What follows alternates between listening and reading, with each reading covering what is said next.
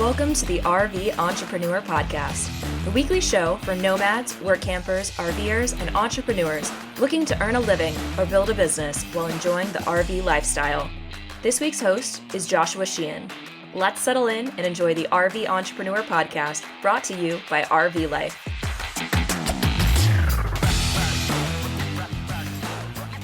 Welcome, friends, to the RV Entrepreneur Podcast. If you missed the last episode, then I wanted to let you know that we brought on additional podcast hosts. So the next few episodes will be with other hosts from the RVE community. If you'd like to learn more about each of them, please jump back and listen to that episode. Today, we had the pleasure of talking with Nikki Kirk. I've been following Nikki for several years now and actually had the pleasure of hanging out with her in person at the RVE Roundtable earlier this fall. Nikki is a digital nomad who has traveled to 48 states in her RV since 2017. She has recently bought land and is beginning to build out a home base from the ground up. In June of 2017, she started her Amazon selling business from the RV, and in 2018, after seeing how successful and relatively easy it was to start up and run, she began to tell others through social media. In 2019, Nikki began creating dedicated YouTube videos to further help educate new sellers in the retail arbitrage model. Today, in addition to her Amazon business, she also runs a successful online teaching company called Your Selling Guide, which helps Amazon sellers in all aspects of their business so that they too can create and experience the freedoms and lifestyles that they want through selling on Amazon. Nikki is also the co-founder of the digital nomad and RV magazines Rootless and RV Today. With that, let's jump into the interview with Nikki. Well, Nikki, welcome to the RV Entrepreneur Podcast. I'm excited to have you on today because I think the business that you've done over the few years you've been on the road and now that you're teaching other people to do is super exciting. Go ahead and give us a brief rundown, a little elevator pitch of who's Nikki Kirk and what are you doing? Thank you for having me. I have been full-time RVing since 2017. My roommate, Damian Ross, and I took off out of LA. And at the time that I took off, I didn't have any job. I had quit my desk job. I worked at Belkin at the time, was just kind of over that and excited to hit the road. So I had some savings and was excited to not be working, but still needed to figure out what I was going to do. So that's where I took off from. And I had heard about selling on Amazon, which is what I do, doing retail arbitrage, and I can get into all of that. But I had heard about it before, so I kind of had an idea that I wanted to do that. I had also done affiliate marketing in my corporate life. And so I was like, oh, well, I can take on clients and do that. But that wasn't really anything that I didn't really want to work for anyone else. I just wanted to do my own thing. So I love to shop. And so that sounded awesome to just be able to sell on Amazon. So currently, right now, I'm sitting in Oklahoma. So in 2021, we bought some land. And so kind of been stationary, traveling by plane this year, but still living in the RV. I don't recall if I asked Damian when he was on, whose idea was it to go RV full time? Oh, that is so funny you should ask because we don't actually know. I'm going to say it was him because he really watches a lot of YouTube. And so I think it was Gone with the Winds and KYD at the time who were kind of filming it. So I want to say it was him, but mostly we just wanted to we also watched a lot of Fixer Upper. And so we were like, oh, let's go to Texas. Look how cheap everything is there. And so that was kind of our initial plan, was to head to Texas. So we both say we don't know, but I'm going to lean towards probably him. It was really funny because I grew up camping, but tent camping, I absolutely hated. We had a truck camper, and it stank, and I just hated it. And so I never actually had been in an RV. It wasn't for me. And then, so from what I recall with Damian's interview, he was still doing a remote job when you guys left, but it sounds like you were working at Belkin and then you decided you're going to go on the road. Did you have another source of income lined up, or was it kind of, I'm just going to jump into this and try out this retail arbitrage and see what happens? Yep. So I had no job. I had 6 months of savings. He had a job that he worked for remotely. And so I had my savings, I think I was $10,000 of savings, which would have been 6 months of my share of the RV expenses. And I ended up using some of that money to start my Amazon business doing retail arbitrage. And so I had bought a training and I was kind of sort of taking it. So we took off in June. And I think my first shipment was end of August. So I took my sweet time going through that training. Some people can go really quick, but I was we went to Utah. I'd never been to Utah. I was just kind of enjoying it. So when I finally was okay, time to get serious about this, I was going out shopping. So what retail arbitrage is I literally go into stores like Walmart, TJ Maxx, Tuesday Morning. If you're on the West Coast, Grocery Outlet, the rest of the country, Ollie's, these like discount stores that maybe you've shopped, maybe not, but they have all this inventory of stuff that is maybe it's old packaging or the brand doesn't make it anymore, and it all sells for more on Amazon. So I literally go buy stuff at Walmart, turn around, put labels on it, and send it into Amazon. What I do is called FBA. So it's fulfilled by Amazon. And so I literally have a couple boxes here in the kitchen right now of the RV that I am going to drop off tomorrow at the UPS store. It'll all go into Amazon. It will then sit there till the customer buys it. When they buy it, then Amazon ships it to them. Amazon does all the customer service. I don't have to pay for that shipping. And then I just make money when it sells. So it was really a great thing because I didn't have to hold any of the inventory here in a tiny RV. How did you decide that you wanted to do new products, do retail arbitrage from, discount stores selling to Amazon with new products instead of going to thrift stores and finding things and then reselling it on Poshmark or eBay? So I had a little bit of history selling on Amazon. I used to work back in the day when there was Virgin mega stores, those like tourist traps that were in all the big cities. So I had worked at their corporate office out of college, and we got free books and free like books on CD. So I had sold these things on Amazon, not knowing what I was doing. I just knew from college days, you could sell textbooks. And so it's basically the same thing. So I had that history of it. I have, of course, known about eBay, but I still to this day don't really know how to sell on eBay. That's something I want to learn. And I don't know if Poshmark was a thing back then. It could have been, and I just didn't know about it. So to me, it was like I already kind of knew about Amazon, and everyone's shopping for everything on Amazon. And one of the questions I get a lot is like, why would anyone buy it? There's people in New York or something that don't have Walmart, and Walmart's the only people that carry this, particular item. And so there's all different reasons, or maybe they can't get to the store. The business really boomed during COVID because, no one could go out anymore. And so everyone was buying online. So it really kind of took off in that thing. And so I don't know, Amazon was just, I buy a lot of stuff on Amazon. It was just always there to me versus these other ones, which were not so familiar.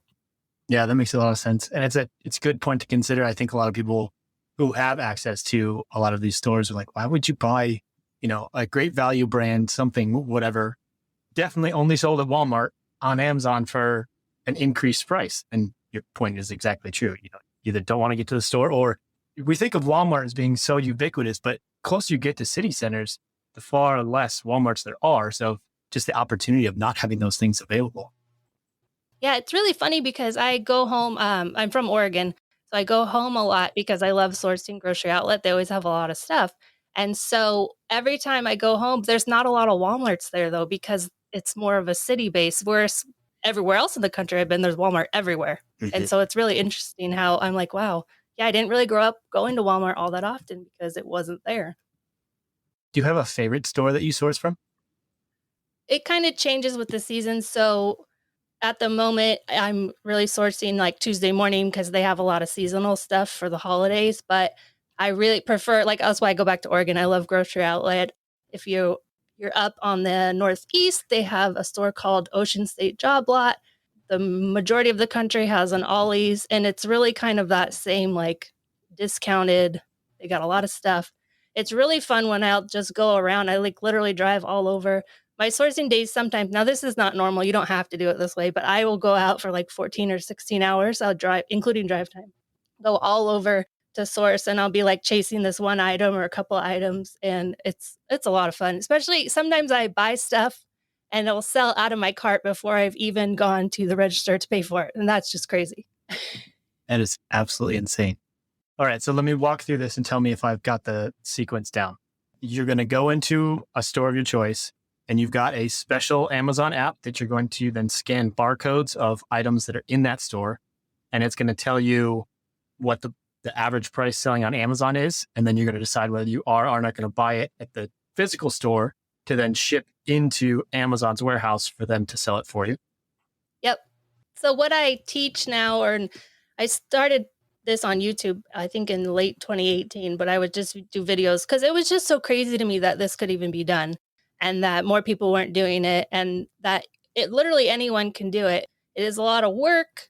I say it's like learning a new language because there's a lot of different ins and outs that you have to learn. But once you learn it and get over that first 3 to 6 months of it and you make your sales and you're seeing that it's working, it just drives like more wanting to go and do it.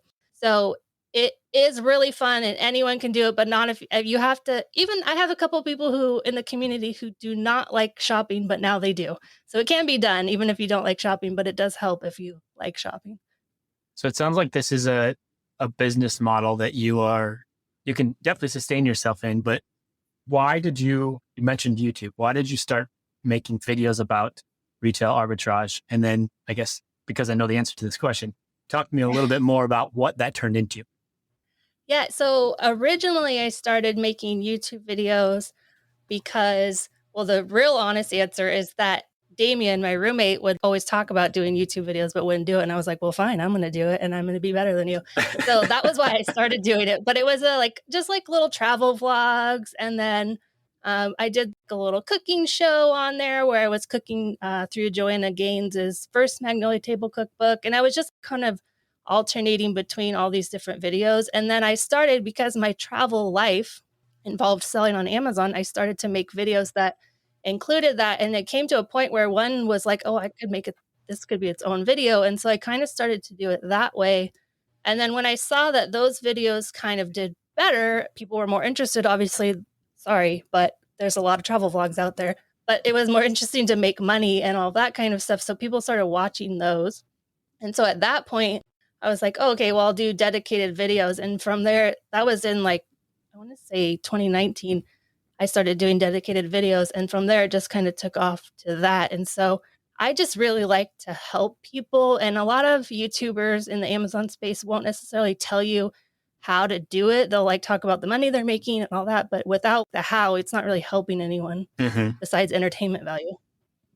So you're getting a lot of traction and people saying, this is really cool. Thank you for showing us how to do this. But you can only help so many people with a one-way YouTube video you can only answer the questions that you know of, right? And so how did you then find ways to answer and have two-way communication with the community to be able to help those people in a manner that's more than just a one-way video? Yeah, so it was at the time I was really into Instagram also, and I still do like Instagram, even though it's got its own other thing. But I was really into Instagram. So I was telling people oh, look at this is how much money I made this week sourcing. I spent this many hours. And they were friends and Instagram followers who I didn't necessarily knew, but knew of them, were asking me more how can they do it? And so through that, I started a group called the Bolo Group, which is Be on the Lookout, where you would share, it still exists. So we share leads of what we're sourcing right now, because that was the main question, is what are you selling, right? That's what everyone wants to know.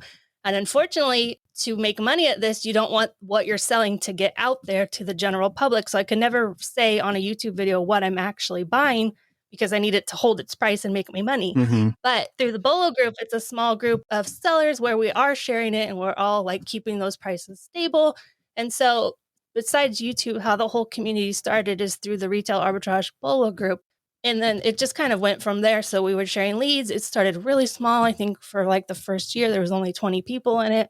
And then after we got there, the next question that comes up is that they're gated. So how do you get ungated? And on Amazon, gated means that you're restricted from selling it. So it can be at a brand level or it can be at a category level. So a category like toys might be gated, or within toys, it might be that you can sell toys, but you can't sell Lego or Marvel or Disney, all these really big profitable brands. So people want to know, how can you sell that?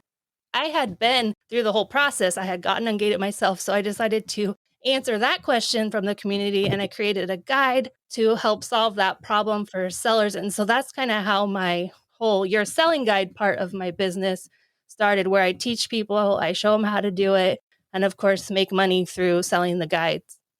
That's really cool. I really enjoy that you found something hey, I'm going to try this. We're going to see if it works. And you took a passion, you enjoy shopping, but you can only shop for yourself so much before you've got an abundance of things, especially living in an RV. And so you found a way to do that.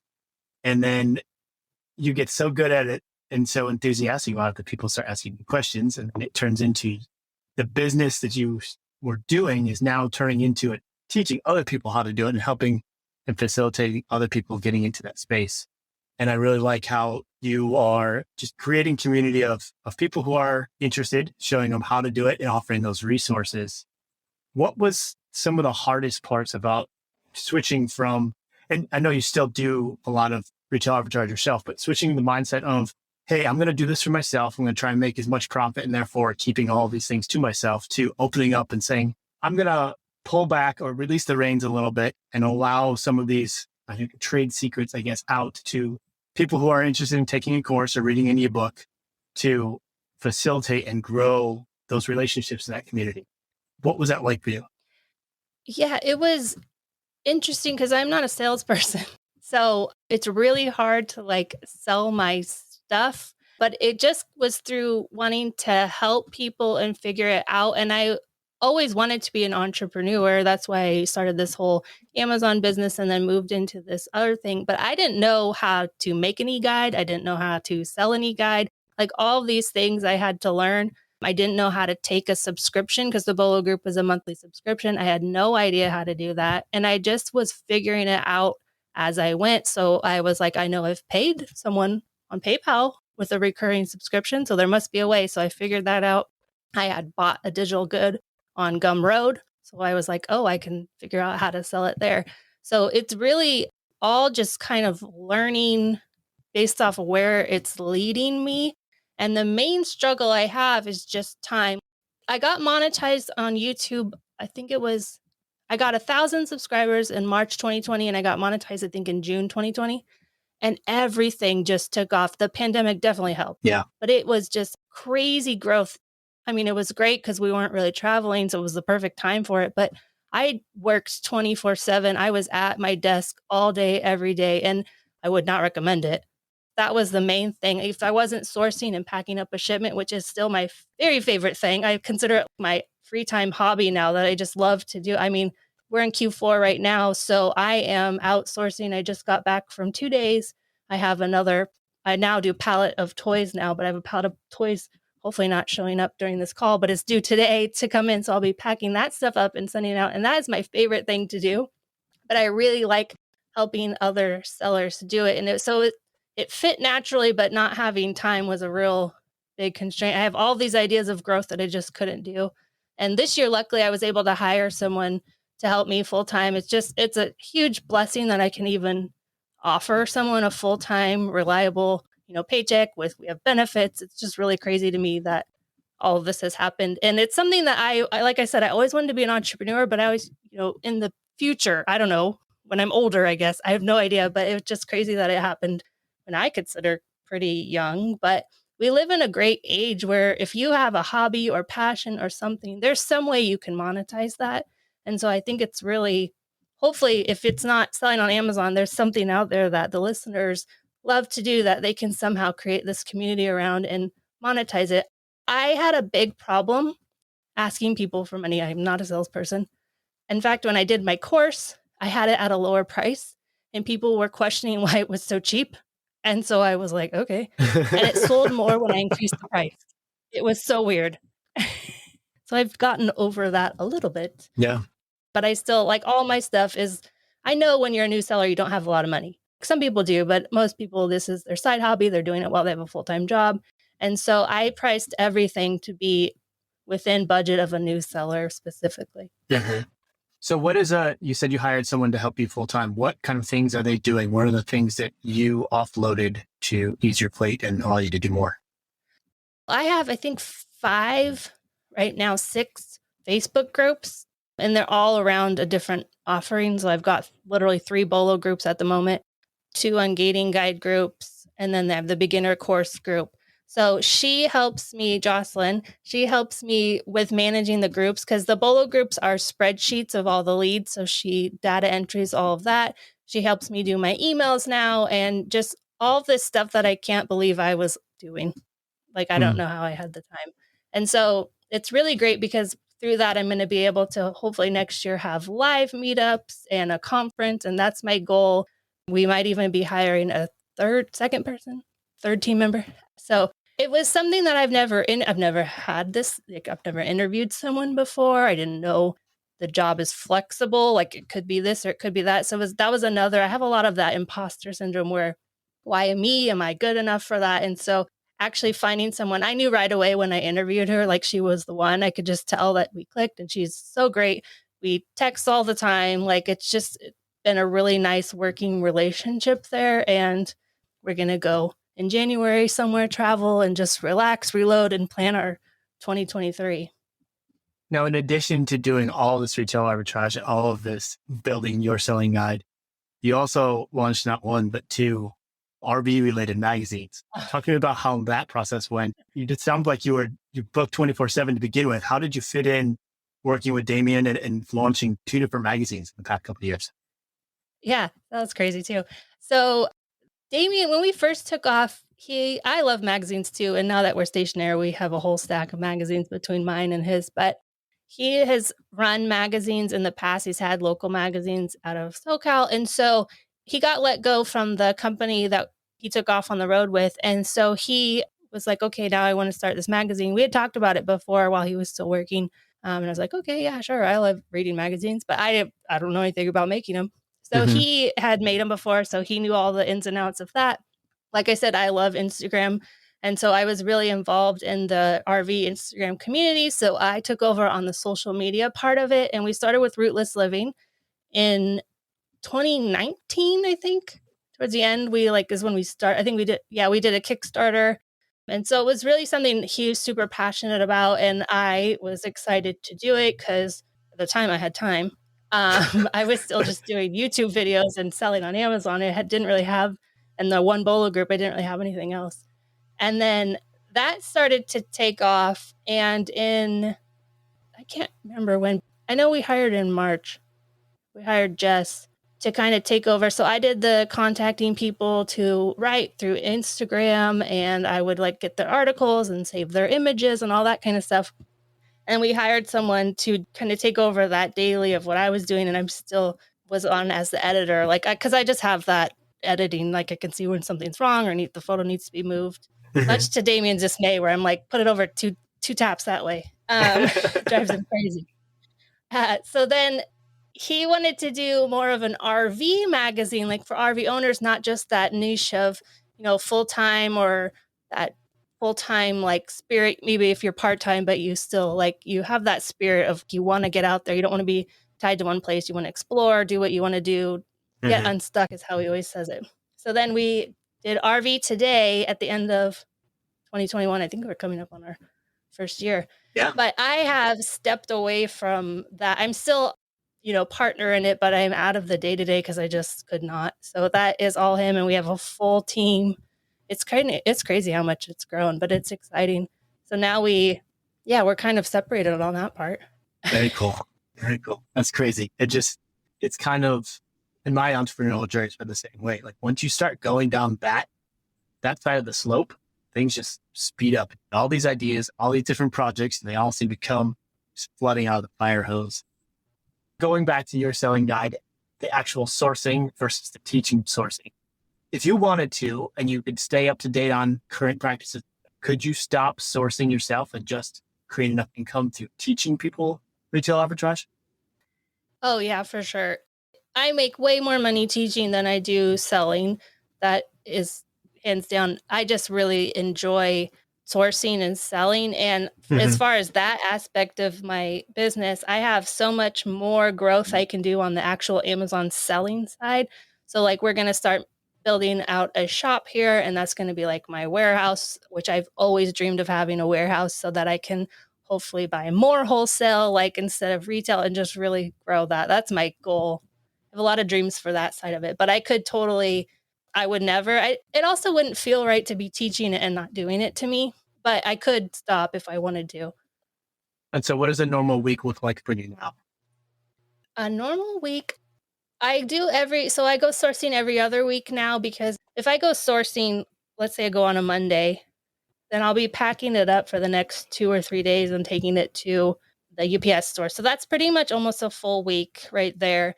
And then I am in my Facebook groups answering questions and all that kind of stuff. And I write videos. So I do that one week. And then I have the alternate week where I will film videos, write the videos, edit the videos. And I've kind of got a system down because I burnt myself out in 2020 and the first half of 2021.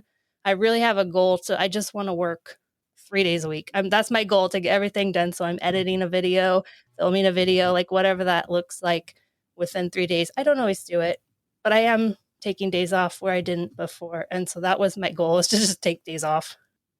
Talk to me about the burnout. How did you get to the crux of understanding, hey, too much and I need to pull back, and then facilitating that schedule of trying to pull back and taking, as an entrepreneur, I'm sure my brain is this way, and I can guess yours the same as well.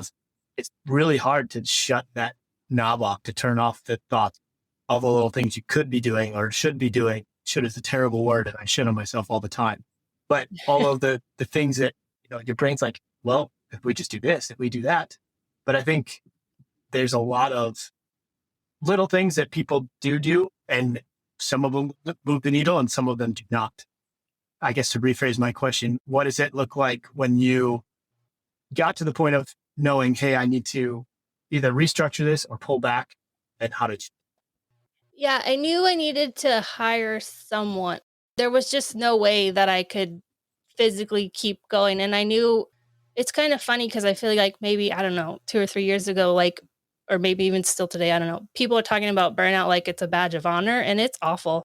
I wish I would have hired someone sooner. I just wasn't confident in it. I totally had the money to, I just wasn't confident, or couldn't take the time to put up a job description. It was little things like that I would let get in the way. And actually, now that I have more time, I'll have better ideas to go for, instead of just always being down on myself for not doing X. There's some days where I don't even open Facebook because I just can't. I need the day off, where before I wouldn't allow myself to do that. And they're not missing me. I'll still see it the next day when I log on. But I had to set those boundaries for myself, because it was just, I was sitting on the beach at Magnolia Beach, Texas, which is amazing, by the way, if you want to go boondock there. But I was there working on my course, staring out at the ocean, and I couldn't go out there because I said this at the conference. I have a bikini addiction. It is really weird. I have thousands of dollars of bikinis that I just can't stop buying, but I couldn't even go out there and wear them because I was sitting at my desk doing the course, because I had put out an arbitrary date that it would be done that did not matter. I could have taken a break. So there's been a lot of learning through the burnout, but I just really hope people just don't get burnt out. Take the day off. Everything will be fine. Mm-hmm. It's hard to keep yourself to a schedule, but also realize as an entrepreneur, most of those dates are arbitrary.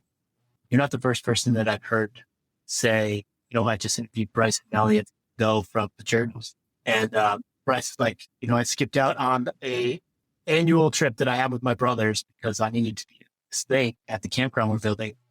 And he's like, Josh, it's still not done. And we are 7 months later. It really didn't matter, but I missed out on that opportunity with my brothers. You missed out on being on the beach. It's hard to realize. I don't know. There's no answer. I think you just have to get to the point of bumping against that wall yourself to figure out, hey, this really didn't matter. Because it's almost, we get it from every direction and every platform of, this is important, that's important, this is important. Well, there can only be so many important things. It can't all be important. Otherwise, it's like, not everyone can be special, because then nothing is special. Exactly. Yeah, I don't know. There's no easy way to, you can tell people about your story till you put your face, but I don't bump against that themselves before you feel it. And until you feel it, don't quite understand. Yeah, there's one thing I would have done different. It was just, the whole time to hire someone, it probably took me all in maybe 3 weeks. If I would have just taken that step 6 months prior, it would have helped me out a lot, but I just couldn't take that time to stop and do it. And there's little things like that if I could have done that, it would have, alleviated down the road. But I was just so hopped up in the day-to-day, got to do this, these little things that need to get done. So looking back, a big piece of advice you would tell yourself just to hire sooner. Yeah. And it came down to the imposter syndrome, why me? Who do I think I am? All that kind of stuff that I still have to this day. But it's just you know what? No, it's fine. I can do it. If it doesn't work out, it doesn't work out. What bad is going to happen? Right. So jumping back a little bit into retail arbitrage, who is this not for? Who is this business model? Someone, it sounds great as an RVer to be able to go in, get stuff, send it off to Amazon, not have it in your rig for extended periods of time. but I can't imagine it's right for everybody. Who is it not for? It is not for someone who needs money right away. You won't get any kind of substantial payout for probably 2 months. You won't really see any payout for 4 to 6 weeks. And I say by the 6th month is when you probably really start getting it rolling. So I've had people, not necessarily RVers, but I've had people email me and be like, I have these bills to pay. And I want to be like, then go get a 9 to 5 job because this is not going to pay your bills right away. So it's not for that.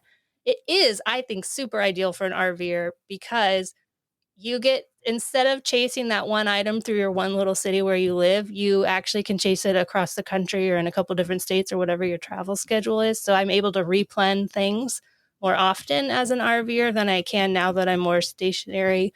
However, I still do drive all over the state.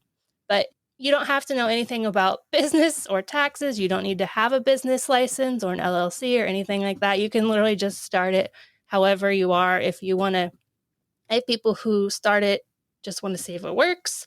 But those people who are like get rich quick kind of thing, it is not that at all. You will work. It's not passive by any means. You are absolutely going to work. If you don't source and send product in, you're not going to be making any money. So if you want a passive income, this is not for you.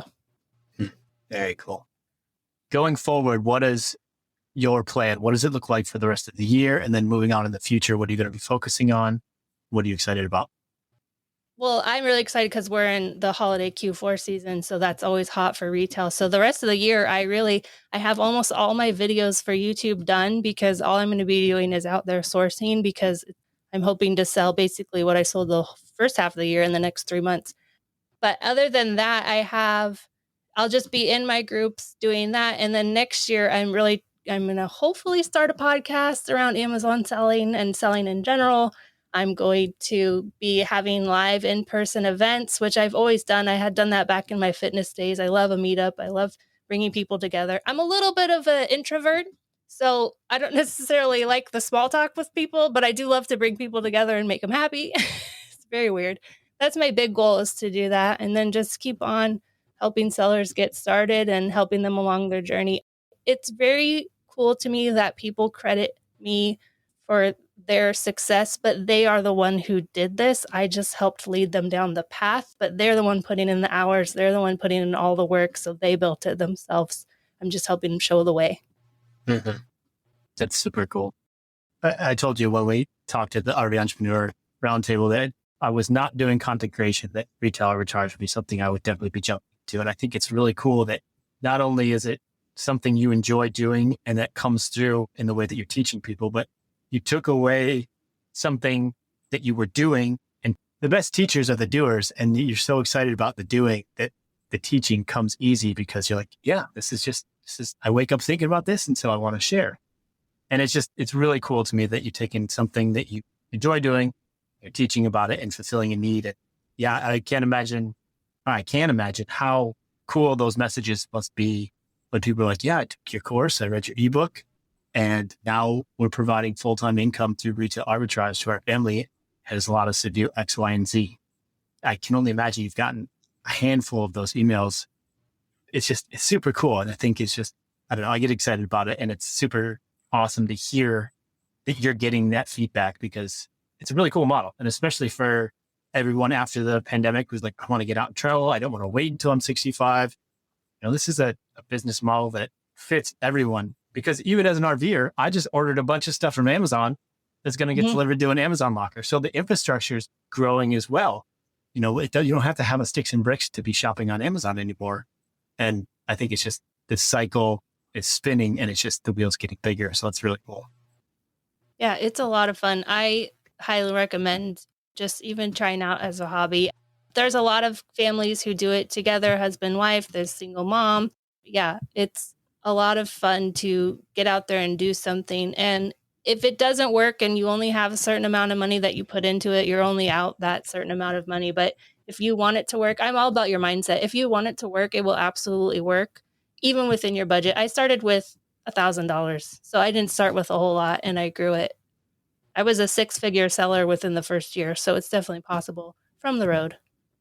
That absolutely blows $1,000 upfront cost. If you don't have $1,000, you can go work at Walmart for 2 months and save up $1,000 in addition to your and then still within the next 10 to 12 months, that blows my mind. Absolutely blows my mind. Super cool. Yeah. So if someone is interested in learning more about this and they're excited to check out retail arbitrage and what it could mean for them, I know you've got a ton of content out there to help describe it more, facilitate learning about it, and also sell courses that walk you step by step through getting into it. Go ahead and spend a few minutes and talk about the products that you're offering, where people can find that. Yeah, so I have my YouTube channel is Nikki Kirk, Nikkikirk. That's where I have all of my content out. There's a new seller specific playlist that you can check out, but I take you sourcing with me. I go through the how to specific different things. And then I have the beginner FBA Amazon selling course, which all of this is at yoursellingguide.com, or you can get the course at beginnerfba.com, whichever is easier to go remember. But I have the course that walks you through. It's 16 video lessons, step by step, walking you through all of it. It has a written transcript, and it also has an audio download, so you can listen on the go if you want to. And then I have if you're already selling, or if you want to start selling and you're trying to figure out what to buy, there's the BOLO group, which is the lead list group. But more than anything, these groups and what I have been trying to help people understand is you grow your business so much more by connecting with other sellers. You learn so much. You hear of things you just never would have thought of. So I have the BOLO group, which is leads. You're going to get leads of what to look for while you're outsourcing, like what we bought this week. But you also have that community to ask questions when something goes wrong or something comes up, because something is always coming up in Amazon. There's always something weird popping up or something changes. So you just have to be flexible in that way. But having other sellers asking hey, this happened, what do you do?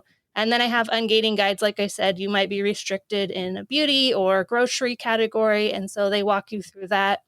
And I have other BOLO group, there's a Q4 BOLO group, but that is only during Q4. But that is what I've got just to help sellers if they need it. You don't have to buy anything from me. You can learn from me just straight from YouTube if that's what you want.